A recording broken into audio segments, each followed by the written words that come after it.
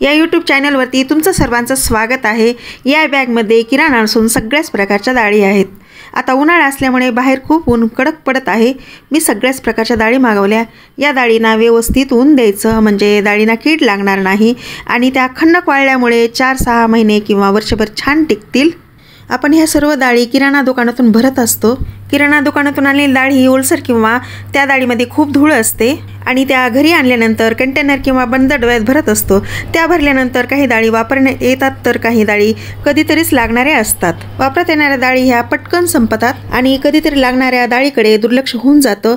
त्यामुळे त्या लवकर खराब होऊन त्यामध्ये कीड लागून जाळी पण होतात आणि जाळी पडल्यामुळे फेकून देण्यात येते। दोन्ही प्रकारच्या मूग डाळी, हिरवी मूग डाळ आणि पिवळी मूग डाळ ह्या 5-5 किलो आहेत आणि मसूर डाळ पण 5 किलो मागवली। हरभरा डाळ आणि तूर डाळ ह्या वर्षाला जास्त लागतात म्हणून त्या 20-20 किलो मागवल्या। आता फक्त तूर डाळ 10 किलो आणि हरभरा 5 किलो आली। अजून हरभरा डाळ ही 15 किलो आणि तूर डाळ 10 किलो मागवायची। आमच्याकडे अंगण नसल्यामुळे ह्या छोट्याशा गॅलरीमध्ये डाळी वाळत घालाव्या लागतील, कारण ह्या गॅलरीतच खूप कडक ऊन येतं आणि हे ऊन सकाळपासून ते दुपार 4 पर्यंत कडक असतं। त्यामुळे इथे छान वाळल्या जातात। इथे ऊन पडण्यापूर्वी सकाळी गॅलरी स्वच्छ करून त्यावरती स्वच्छ कपडा अंथरून डाळी वाळत घातल्या। त्या कपड्यावरती वेगवेगळ्या डाळीखाली वेगवेगळा कपडा अंथरला। दोन्ही मूग डाळी आणि मसूर डाळ कशी व्यवस्थित बसवली आणि चौकटीच्या आतमध्ये पण कडक ऊन येत असल्यामुळे तिथे हरभरा डाळ टाकली आणि तूर डाळ ही जास्त असल्यामुळे तिला आतमध्येच ठेवले, ती नंतर टाकणार आहे। आत्ता सकाळचे 7 ते 7:30 वाजले आणि डाळी वाळत घातल्या। आता 4 वाजेपर्यंत पाहायचं कामच नाही।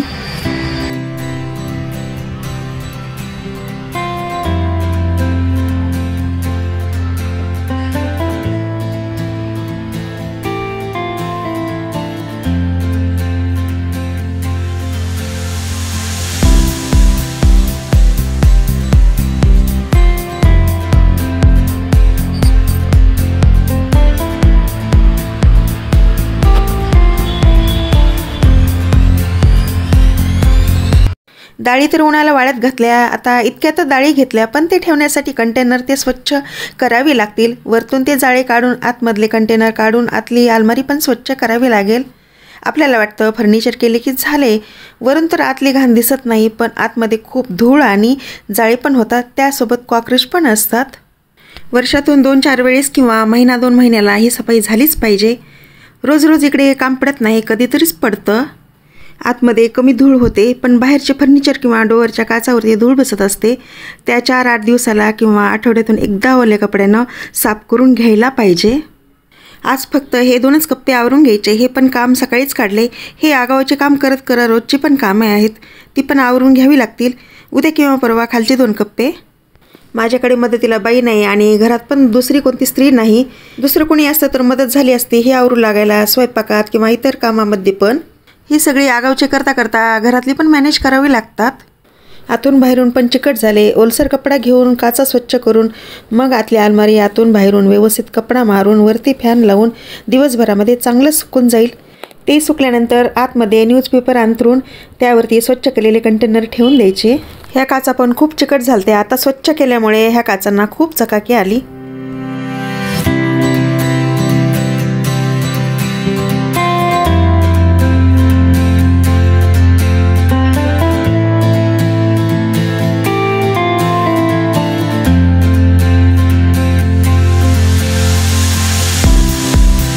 इथे सगळे कंटेनर काचेच्या भरण्या ओट्यावरती काढून ठेवल्या।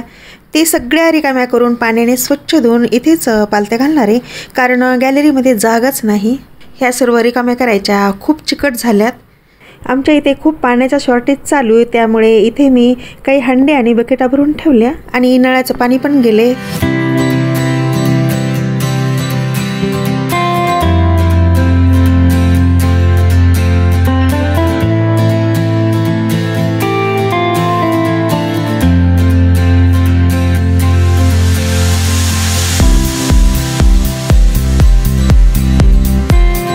दुपारचे आत्ता 3:30 ते 4 वाजलेत।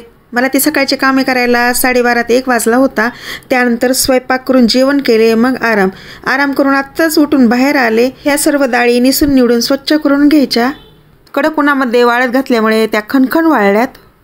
डाळी सकाळी वाळत घालताना ओलसर लागत होत्या, आता हाताला गरम आणि कडक लागत आहेत। माझ्याकडे छोटंसं सूप आहे, ते मी मुद्दामच खरेदी केलं. ते डाळी तांदूळ छोट्या छोट्या कामासाठी खूप उपयोगाचं आहे. आता ह्या डाळी स्वच्छ करण्यासाठी खूप उपयुक्त आहे. हे सूप मी पूजेसाठी पण वापरत असते. सगळ्या डाळी स्वच्छ करून झाल्या, त्या आतमध्ये आणून पण ठेवल्या. स्वच्छ केलेल्या डाळीला हवा लागण्यापूर्वी त्या कंटेनरमध्ये भरून ठेवल्या पाहिजेत. बाहेरची हवा लागून नरम किंवा ओलसर पडतील, त्यासाठी आधी पटकन भरून ठेवते.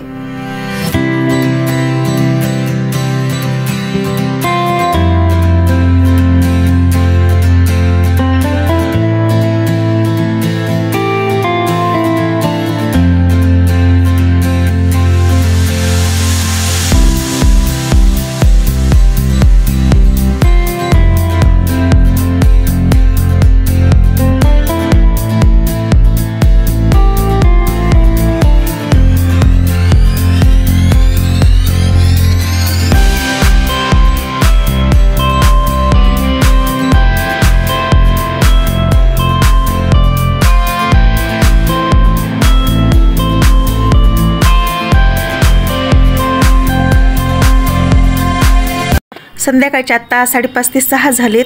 डाळी ते आतमध्ये नेऊन ठेवले. आता मस्त हवेशीर वातावरणामध्ये चहा घेऊन वातावरणाचा आनंद घेते. छान वाटते अशा वातावरणामध्ये चहा घेताना. सगळीकडे मोकळी मोकळी हवा आणि रिलॅक्स पण खूप वाटत आहे. अशी आगाऊचे कामे करताना खूप आनंदही वाटतो. घरामध्ये जर नीटनेटकेपणा असेल तर घराला घरपण पण येतं. चहा घेतल्याच्या नंतर दुसरं काम हाती घ्यायचं आहे, ते म्हणजे कपडे वाळत घालायचेत. कारण सकाळीच कपडे धुवून ठेवलेत, कारण इथे डाळी होत्या त्यामुळे कपडे मध्येच ठेवले. आता बाहेर घेऊन येते आणि वाळत घालते. कपडे वाळत घातल्याच्या नंतर देवाला दिवाबत्ती पण करून घेते.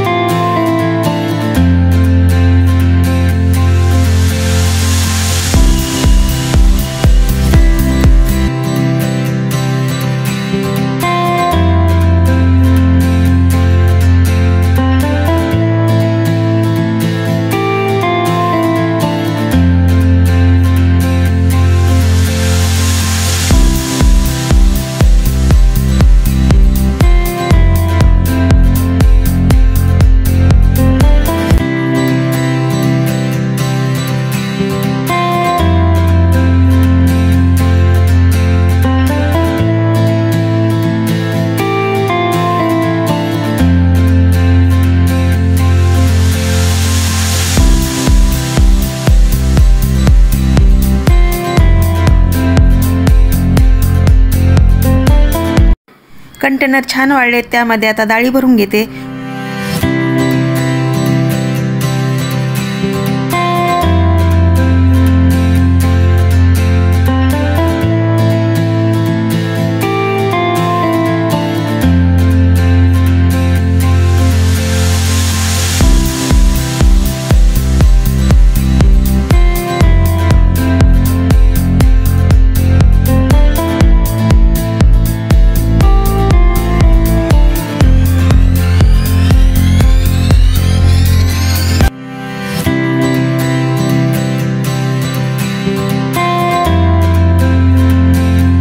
ह्या पण कंटेनरमध्ये डाळी भरून घेतल्या.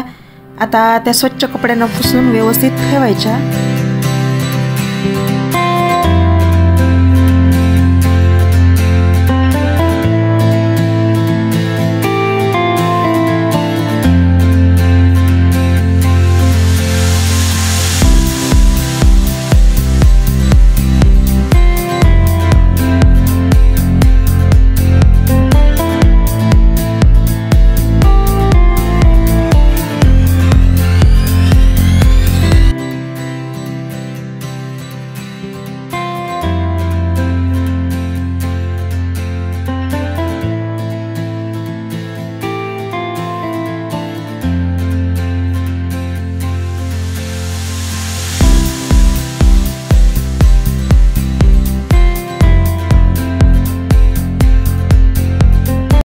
तोपर्यंत कंटेनर ठेवले. डाळीचे काम खूप महत्त्वाचे होते. त्याला बाहेरची हवा ते लागू नये म्हणून पटकन डाळीसाठी कंटेनर पण स्वच्छ करून त्यामध्ये भरून झाले.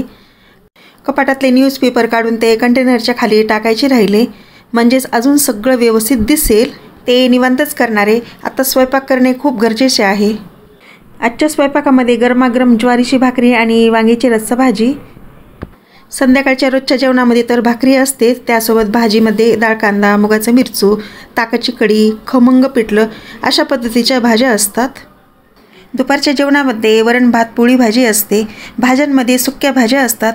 वरण हे पातळ असल्यामुळे सुकी भाजी कोणतीही चालते. अधूनमधून नाश्त्याचे विविध प्रकार असतात आणि संध्याकाळी मात्र भाजी भाकरी व्यतिरिक्त वरणफळे, उकड शेंगुळे किंवा खिचडीही चालते. हे सगळे करत असताना 8चे 9 कधी वाजले तेच समजले नाही. हे सगळे आवरून झाले की जेवण करायचे. बाकीचे आवरेपर्यंत 9:30 ते 10 पण होतात. आता जेवणाचा टाईम पण झाला. या तुम्ही पण जेवायला. आता मी इथेच व्हिडिओ स्टॉप करत आहे. तुम्हाला हा व्हिडिओ आवडला तर ह्या चॅनलला सबस्क्राईब करायला विसरू नका आणि त्यासोबत लाईक पण करा.